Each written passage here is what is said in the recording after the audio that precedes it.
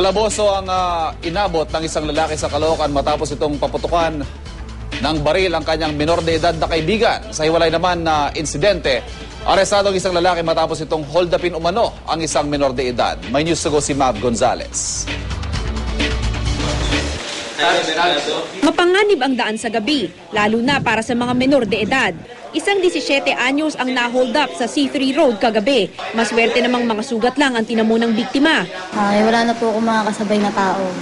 Bigla pong may umawak sa balikat ko, pinaharap po ako. Nung pagharap ko, nakita ko siya na meron yung tinutok sa akin, kasi pinitong hinihila yung bag ko. Pag-agaw ko sa kanya ng bag ko, nahila ko yung t-shirt na suot niya.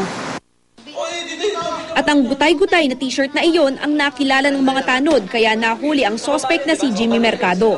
Ayon sa suspect, unang beses lang ito na nang hold up siya. Nakainom lang raw siya kaya niya ito nagawa. Humingi po ako ng tawad. Sasampahan ng reklamong robbery snatching ang suspect. Nang dahil lang sa simpleng di pagkakaintindihan, ang pagkakaibigan nauwi sa barilan. Kalaboso ang inabot ni Julius Fajardo matapos paputukan ang kabarkada nitong menor de edad sa Caloocan City alas 8:30 kagabi. Sabi ng kabarkada niya, Google Pin daw namin siya. Maya-maya naman na lang ako suntukan nito, ni Julius. Kinuha niya yung baril kay Dudong. Doon na po yung nagkabulan. Giit naman ng sospek, wala siyang balak saktan ang 16 na taong gulang na biktima.